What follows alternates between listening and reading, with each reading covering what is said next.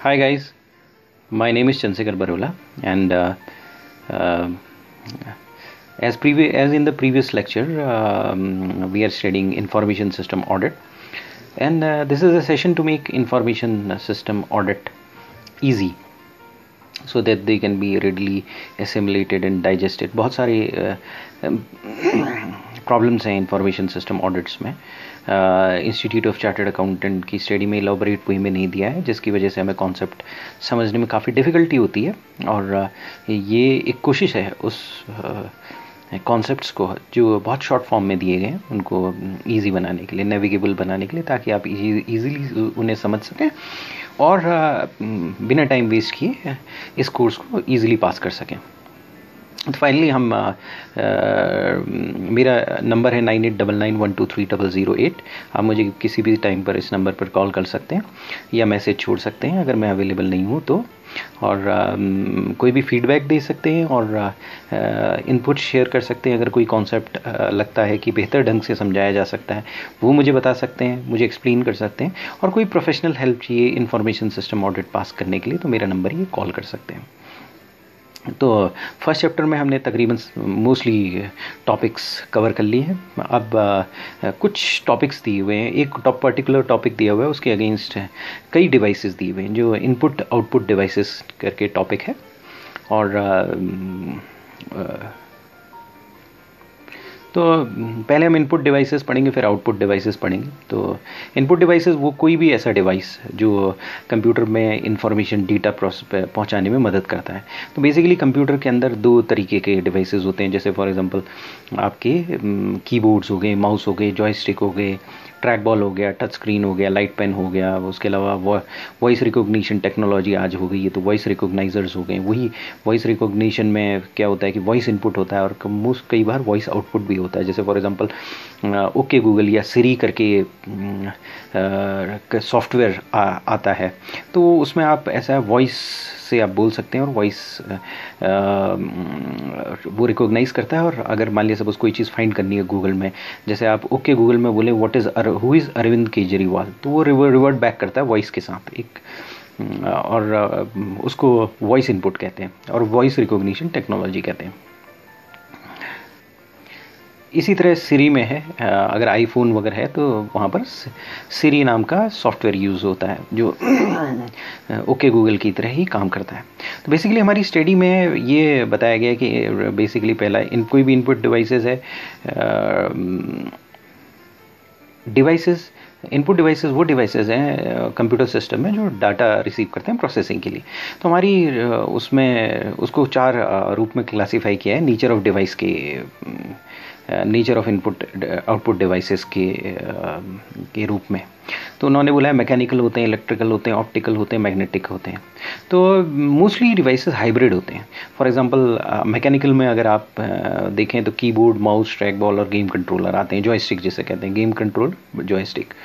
लेकिन क्या होता है कि बेसिकली ये जो डिवाइसेस होते हैं ये मैकेनिकल होते हैं. मैकेनिकल तो होते हैं लेकिन अंदर से इलेक्ट्रिकल चीज़ें चल रही होती हैं. जैसे फॉर एग्जांपल OCR है. OCR ऑप्टिकल कैरेक्टर रिकॉग्निशन, हमारी स्टडी में उसे फोटो इलेक्ट्रिक बताया गया है, लेकिन बेसिकली वो ऑप्टिकल कैरेक्टर रिकॉग्नाइजर है. तो ऑप्टिको इलेक्ट्रिकल कह सकते हैं हम उसे. इसी तरह इलेक्ट्रिकल उन्होंने कहा है कि स्कैनर, बारकोड और OCR को उन्होंने डिफाइन किया है. ऑप्टिकल में आप OCR समझ सकते हैं. इसी तरह से मैग्नेटिक होते हैं. जैसे फॉर एग्जांपल अगर आप स्टोरेज डिवाइसेस देखेंगे तो उसमें आपके जो मैग्नेटिक टेप होता है और आपकी जो हार्ड डिस्क होती है वो मैग्नेटिक होते हैं. तो प्रेसाइज क्लासिफिकेशन नहीं है, लेकिन अगर मोटे तौर पर हम क्लासीफाई करें तो मैकेनिकल डिवाइसेस जैसे फॉर एग्जांपल कीबोर्ड, उसमें हमें मैकेनिकल यूज़ करना पड़ता है, प्रेस करना पड़ता है की को. माउस है वो बेसिकली इलेक्ट्रोमैकेनिकल कह सकते हैं. उसमें क्या होता है कि आजकल ऑप्टिकल नेचर के भी हो गए. जैसे माउस है मैकेनिकल, उसको हिलाना पड़ता है तो वो मैकेनिकल फोर्स होती है. इसी तरह ट्रैक बॉल है. ट्रैक बॉल में भी इसी तरीके से होता है. जो पहले नोटबुक कंप्यूटर में होता था उसमें ट्रैक बॉल आता था, वो माउस ही था. आप ये माउस समझ के लीजिए. वो एक आपकी बेसिकली एक बॉल होती थी, ट्रैक बॉल. तो उस बॉल को अगर आप हिलाते थे तो माउस की तरह वो काम करती थी।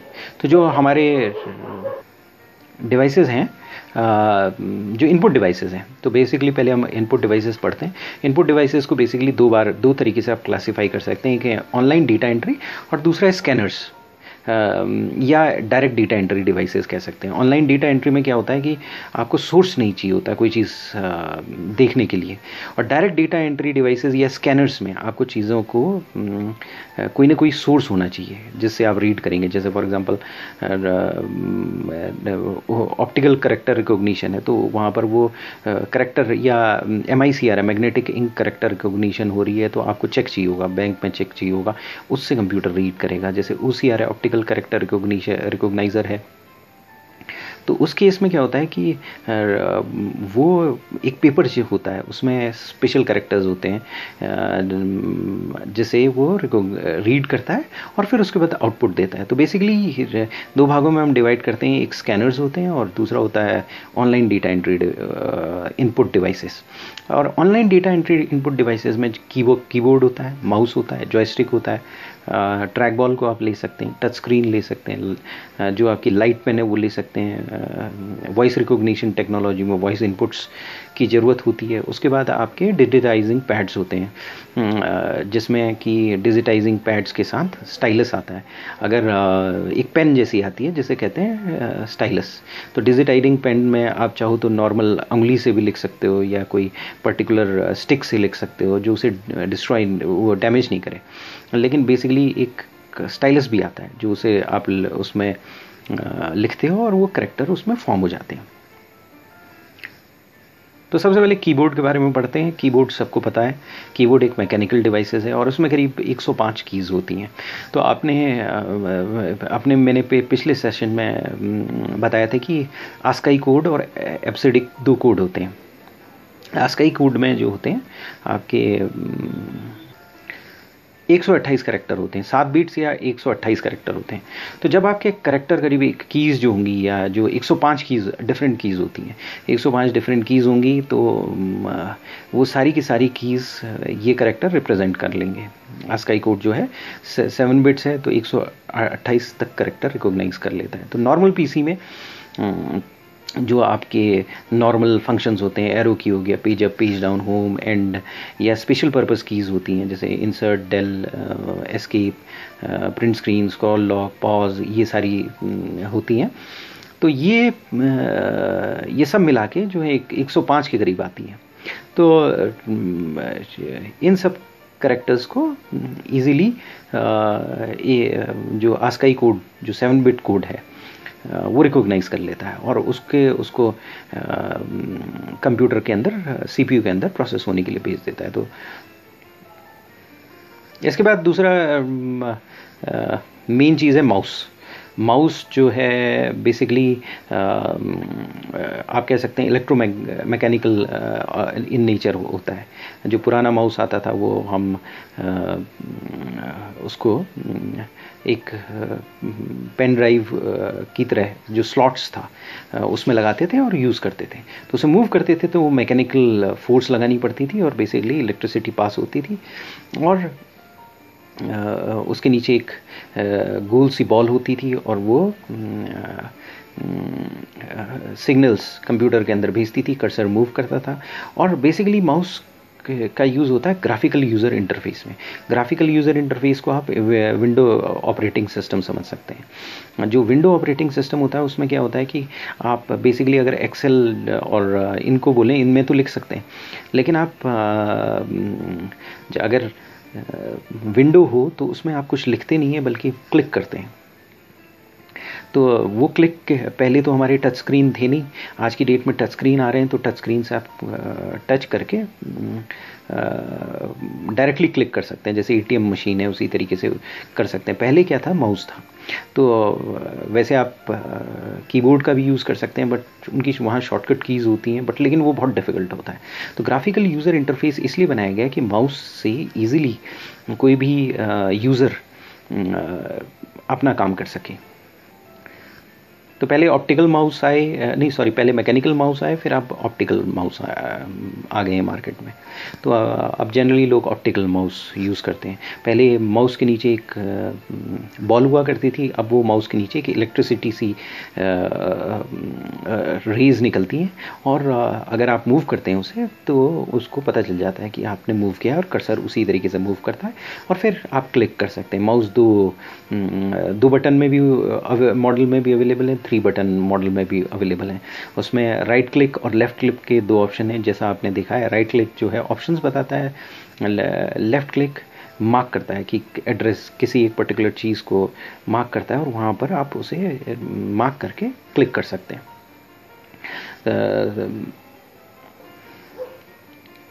इसके बाद हमारी स्टडी में ट्रैक बॉल दिया हुआ है। ट्रैक बॉल नोटबुक कंप्यूटर्स में यूज़ करता था, माउसी की तरह था, लेकिन ये जो नोटबुक कंप्यूटर से अटैच्ड रहता था, और वो कर्सर को मूव करता था। वहाँ पर एक बॉल सी होती थी, और वो उसके थ्रू आपका कर्सर का मूवमेंट होता था। तो ये बेसिकली मैकेनिकल नेचर का था। इसके अलावा जॉयस्टिक है, यानी गेम कंट्रोलर यानी जॉयस्टिक। जॉयस्टिक बेसिकली क्या है? जॉयस्टिक जैसे नाम बताता है कि एक स्टिक जो जॉय दे। तो जॉयस्टिक बेसिकली क्या होता है कि आपका एक ऐसा डिवाइस है जो जैसे गेम खेलते हैं तो उसमें आप लीवर पकड़ते हैं, लीवर को कभी आगे करते हैं, कभी पीछे करते हैं, और उसके बाद वो एक गेम के साथ फील देता है। तो पर्टिकुलरली यूज़र इंटरफेस, यूज़र के एक्सपीरियंस को बनाने में बेटर करता है, तो उसे जॉयस्टिक कहा जाता है। आज की डेट में टच स्क्रीन आ गए हैं। आप एटीएम में जाते हैं तो एटीएम में आपने टच स्क्रीन देखे हैं, एयरक्राफ्ट में जाते हैं, हवाई जहाज़ में जाते हैं तो वहाँ पर टच स्क्रीन है। आज जो हाई एंड कंप्यूटर्स आ गए हैं उसमें टच स्क्रीन है। आप स्क्रीन को टच कीजिए और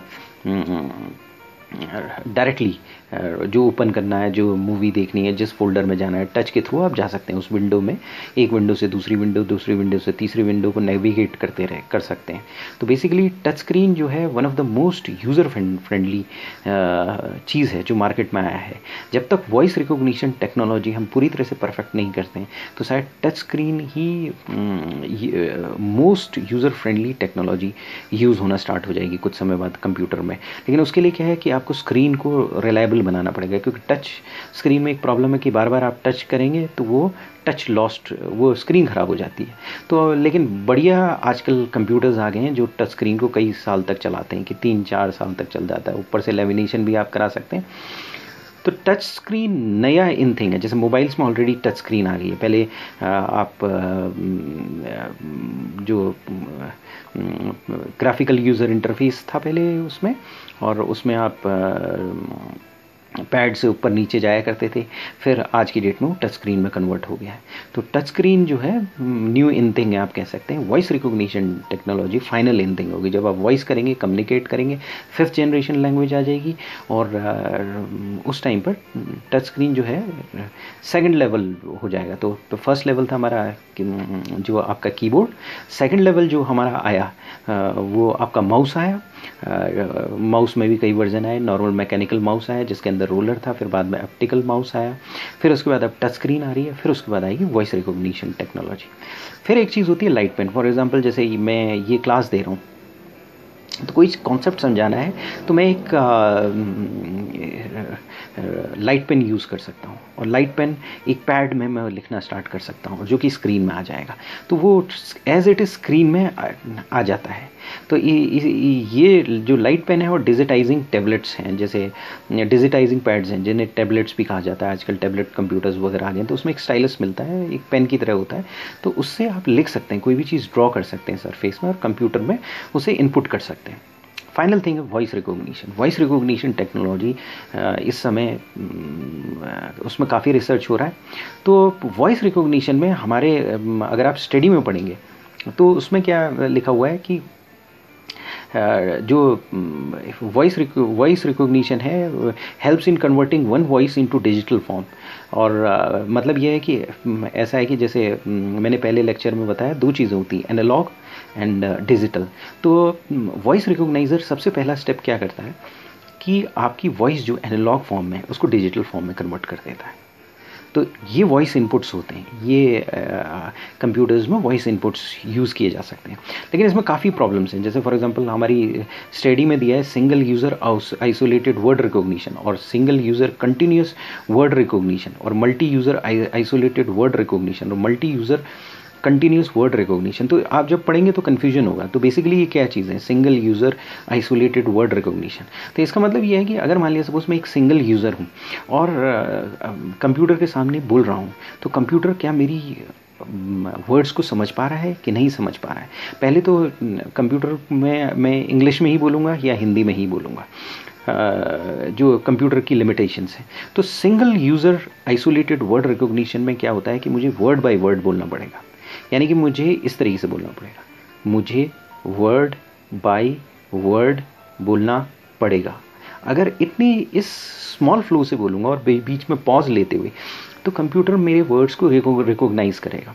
और कंप्यूटर में क्या होता है कि वर्ड रिकॉग्निशन टेक्नोलॉजी में जो नेक्स्ट स्टेप है वो ये single user continuous word recognition जो उसमें दिया हुआ है, कंटिन्यूस वर्ड रिकॉग्निशन जो मैं कर रहा हूँ, इस समय मैं कॉन्स्टेंटली बोल रहा हूँ, मैं ही बोल रहा हूँ, ये single user continuous word recognition है। तीसरा क्या है, multi user isolated word recognition. तो इसका मतलब ये नहीं कि दो यूज़र, अगर थोड़ी देर के लिए ये समझिए कि दो यूज़र टीवी स्क्रीन में, आपको टीवी में बहस होती है, एनडीटीवी वगैरह में देते हैं, दिखते हैं, दो कई तरह के पॉलिटिशियंस बुलाए जाते हैं। तो मल्टी यूज़र अगर इस वर्ड्स धीरे धीरे बोल रहे हैं, जैसे फॉर एग्जांपल एक आदमी बोल रहा है कि हमारे देश में ऐसा होना चाहिए और दूसरा आदमी उसका वाद विवाद कर रहा है, तो अगर multi user isolated word recogniser जो होगा वो उसको पहचान लेगा। लेकिन multi user continuous voice recognition technology जो फाइनल एम है वो ये होगी कि अगर दो आदमी बोल रहे हैं, कितनी ज़ोर से बोल रहे हैं, हल्ला मचाएं और फास्ट स्पीड से बोलें, तो भी उसे रिकॉग्नाइज करना चाहिए। असल में थोड़ा सा मैं और बताना चाहूँगा वॉइस रिकॉग्निशन टेक्नोलॉजी के बारे में। वॉइस रिकॉग्निशन टेक्नोलॉजी हमें आर्टिफिशियल इंटेलिजेंस की तरफ ले जाती है। और वॉइस रिकॉग्निशन टेक्नोलॉजी में ये है कि आज की डेट में जो अमेरिका जो वर्ल्ड का सबसे कटिंग एज टेक्नोलॉजी रिसर्च करता है वो डार्पा करता है। डार्पा मतलब defence advance research project agency, जो कि अमेरिका की एजेंसी है। आरपानेट का नाम आपने सुना होगा, आरपा डार्पा से सेम ही है। आरपानेट से इंटरनेट आया, जो इंटरनेट था पहले आरपानेट था, और आरपा के आगे डी लगा दो, DARPA, they are basically the same thing. So DARPA जो है यूएस की एजेंसी है और वो वॉइस रिकॉग्निशन टेक्नोलॉजी में काफ़ी रिसर्च कर रही है। तो वो क्या रिसर्च कर रही है, वो ये कर रही है कि जो उसके F-16 जहाज़ हैं या बहुत बड़े जहाज़ हैं, उसमें पायलट को बटन दबाने की ज़रूरत ना पड़े, पायलट कम्युनिकेट करे और कई चीज़ों को कर ले। तो काफ़ी ऑटो पायलट, जैसे फॉर एग्जांपल अगर जहाज़ को लाना है और कई चीज़ लाना है, तो उसमें ये वॉइस रिकॉग्निशन टेक्नोलॉजी सक्सेसफुल है। अब क्या होता है कि वॉइस रिकॉग्निशन टेक्नोलॉजी के लिए सबसे पहले क्या होता है कि वॉइस को एनालॉग से डिजिटल में बदलना पड़ता है।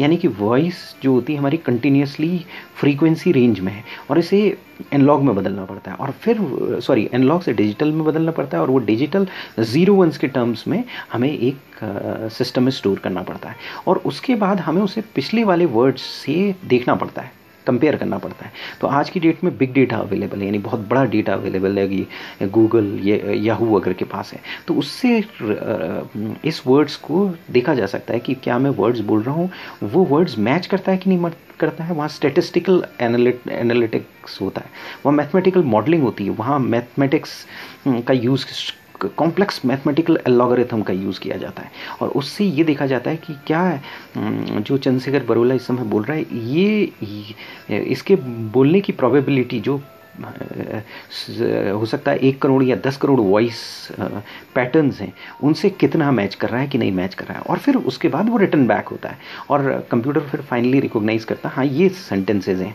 ये बेसिकली वर्ड्स हैं। क्योंकि आदमी एक वर्ड को बोलेगा तो हो सकता है 100 डिफरेंट तरीके से बोले। अमेरिकन अगर इंडिया बोलेगा तो इंडिया और something like that he will say, और अगर कोई दूसरा बोलेगा तो इंडिया बोलेगा, अगर पंजाबी बोलेगा तो वो थोड़ी सी और एक्सेंट आएगी, डिफरेंट एक्सेंट आएगी। तो ये सारी चीज़ें वॉइस रिकॉग्निशन टेक्नोलॉजी में होती हैं। तो वॉइस रिकॉग्निशन टेक्नोलॉजी अभी रिसर्च स्टेज में है और काफ़ी हद तक मोबाइल ऐप्स में लाने की कोशिश की गई है। और वॉइस रिकॉग्निशन टेक्नोलॉजी में बहुत ही कॉम्प्लेक्स एल्गोरिथम यूज़ होता है। वॉइस टेक्नोलॉजी जो है वॉइस को जो इनपुट देती है वो एनालॉग फॉर्म में देती है। जैसे जो वॉइस है, जो मेरी वॉइस निकल रही है वो एनालॉग फॉर्म में आ रही है, वेव्स के फॉर्म में आ रही है, फ्रीक्वेंसीज़ के फेम में आ रही है। ये जैसी कंप्यूटर में जाती है ये डिजिटल फॉर्म में होती है और फिर उसके बाद डिजिटल वेरिफिकेशन होता है। तो बेसिकली ये वॉइस रिकॉग्निशन के बारे में, वॉइस रिकॉग्निशन में जो ये कॉन्सेप्ट्स हैं, single user isolated word recogniser या single user continuous word recognition, multi user isolated word recognition या multi user continuous word recognition, अब आपको समझ में आ गया होगा। तो बेसिकली यही है इनपुट डिवाइसेस जो कंप्यूटर्स में होते हैं। और दूसरा जो ये basically online data entry devices हैं, यानी इसमें किसी सोर्स की ज़रूरत नहीं पड़ती। जब मैं बोलता हूँ तो कोई सोर्स की ज़रूरत नहीं पड़ती। जब मैं कीबोर्ड में कीज़ दबाता हूँ तो बेसिकली मुझे किसी डॉक्यूमेंट या सोर्स की ज़रूरत नहीं पड़ती है। माउस में अगर मैं माउस को हिलाता हूँ तो किसी इनपुट करने के लिए कोई सोर्स की ज़रूरत नहीं है। जॉयस्टिक में अगर मैं जॉयस्टिक को खेल के टाइम पर कर रहा हूँ तो मैं डायरेक्टली इनपुट कर रहा हूँ। तो ऑनलाइन डेटा एंट्री डिवाइसेस इन्हें बोला जाता है। जैसे इसी तरह से ट्रैक बॉल के साथ है, टच स्क्रीन को मैं डायरेक्टली टच कर रहा हूँ, लाइट पेन को मैं डायरेक्टली यूज़ कर रहा हूँ, वॉइस इनपुट को मेरी वॉइस आ रही है, डायरेक्टली आवाज़ आ रही है और वो इनपुट जा रही है। इसी तरह टैबलेट है, उसमें स्टाइलस यूज़ करके मैं काम कर रहा हूँ। दूसरे वाले होते हैं स्कैनर्स। तो बेसिकली अगर स्कैनर्स में देखा जाए तो स्कैनर्स कई टाइप के होते हैं। MICR होता है, OCR होता है, बारकोड रीडर होता है, इमेज स्कैनर होता है, स्मार्ट कार्ड रीडर होता है। तो बेसिकली जो MICR होता है वो होता है magnetic ink character recognition. Basically magnetic ink character recognition क्या होता है कि अगर आप चेक देखेंगे तो उसके नीचे 9 वर्ड्स, 9 डिजिट के अक्षर होते हैं और अगर आप ठीक से देखेंगे तो वो वैसे नहीं होते हैं नॉर्मल 1 2 3 4, वो बड़े अजीब से होते हैं। आप उसको आइडेंटिफाई तो कर लेते हैं 1, लेकिन अगर आप उसे कभी चेकबुक उठा के देखो तो वो थोड़ा सा 1 बड़ा अजीब से लिखा होता है, 2 बड़ा अजीब से लिखा होता है, 3 बड़ा अजीब से लिखा होता है। लेकिन वो लिखा होता है मैग्नेटिक इंक से और उसके पीछे छिपे होते हैं कोड्स जो बैंक को ही पता होते हैं। तो अगर आपका चेक होता है वो उस बैंक में जाएगा तो बैंक के पास एक रीडर होगा, magnetic ink character recognition reader होगा। वो रीडर उस बेसिकली उसे रीड करेगा और उसके अंदर के कोड्स को पता कर लेगा। अगर कोड्स रॉन्ग होंगे तो चेक रिजेक्ट हो जाएगा। और जनरली MICR जो magnetic ink character recognition technology है वो चेक को फुल प्रूफ बनाती है। ऑलमोस्ट चेक फॉर्ज नहीं होते हैं। वर्ड में आपने कभी रेयरली ही सुना होगा कि चेक फॉर्ज कर दिया गया है। तो magnetic ink character recognition cheque में यूज़ होता है। नीचे से 9 डिजिट कोड होता है और ये क्या कहते हैं, ये टेक्नोलॉजी जो है यूज़ होती रही है, ये मैग्नेटिक इंक करेक्टर रिकॉग्निशन है। इसके बाद ऑप्टिकल करेक्टर रिकॉग्निशन होता है। ऑप्टिकल करेक्टर रिकॉग्निशन में ऑप्टिकल करेक्टर रिकॉग्निशन क्या होता है? ऑप्टिकल करेक्टर रिकॉग्निशन में बेसिकली क्या होता है कि अगर आप कोई पेपर कंप्यूटर के पास ले जाएं तो कंप्यूटर उसे स्कैन करता है। स्कैन 2 फॉर्म में कर सकता है, इमेज के फॉर्म में और वर्ड्स के फॉर्म में। फॉर एग्जांपल आप एक किताब ले जाएं और किताब को कंप्यूटर में रखें तो वो पूरी इमेज फॉर्म में रीड कर सकता है। नॉर्मल इमेज फॉर्म में रीड करेगा तो इमेज स्कैनर कहलाया जाएगा। अगर उसे वो टेक्स्ट फॉर्म में रीड करेगा तो ऑप्टिकल करेक्टर रिकॉग्नाइजर कहा जाएगा। वो टेक्स्ट को रिकॉग्नाइज करता है, यानी ABCD को रिकॉग्नाइज करता है। यानी कि आप क्या कर सकते हैं कि पूरी स्टडी उठा सकते हैं और इंस्टीट्यूट की स्टडी को स्कैन कर सकते हैं और उसे वर्ड में कन्वर्ट कर सकते हैं और उससे आप नोट्स बना सकते हैं। या अगर मान लीजिए सपोज आपको कोई नॉवल लिखनी है या कुछ लिखनी है तो आप 2-4 एक इसमें जो पायरेसी भी बहुत होती है। फॉर एग्जांपल कई लोग जो होते हैं, जैसे फॉर एग्जांपल फिज़िक्स की किताब लिखनी है तो वो अच्छे राइटर्स हैं, रेस्निक हैलिडे हैं और बढ़िया राइटर्स हैं। तो इसी तरीके से अगर मान लीजिए सपोज अकाउंट्स की किताब है तो उसमें जो भी बढ़िया राइटर्स हैं उनकी किताब ली और OCR लगाया और उसके बाद उस किताब को करेक्टर्स को रीड किया, वर्ड में वो ऑटोमेटिकली आ जाएंगे and you can make a new book. Optical character recognition में ऐसा होता है। तो optical character recogniser text images को रिकॉग्नाइज करता है और इमेज स्कैनर जो है वो इमेज करता है। तो इमेज स्कैनर टेक्स्ट में कन्वर्ट नहीं किया जा सकता। वर्ड में अगर आप उसे करेंगे तो वो रिकॉग्नाइज नहीं करेगा, वो ए नहीं मानेगा उसे, वो उसे इमेज मानेगा। ए मानने के लिए आपको ऑप्टिकल करेक्टर रिकॉग्निशन चाहिए होता है। फिर बारकोड रीडर होता है। आज की डेट में जहाँ भी मॉल में जाते हैं तो जैसे ही सामान देते हैं तो बेसिकली एक स्कैनर या आप कैमरा जिसे कहते हैं, बेसिकली वो कैमरा होता है, उसे स्कैनर कहते हैं। तो बारकोड स्कैनर जो है वो स्कैन करता है और उसमें क्या कुछ लाइंस होती हैं, कोई मोटी लाइन कोई पतली लाइन, तो वो पर्टिकुलर आइटम का कोड होता है और वो लाइंस रिप्रेजेंट करती हैं। कोई 9 को रिप्रेजेंट करती है, कोई 3 को रिप्रेजेंट करती है, कोई 2 को रिप्रेजेंट करती है।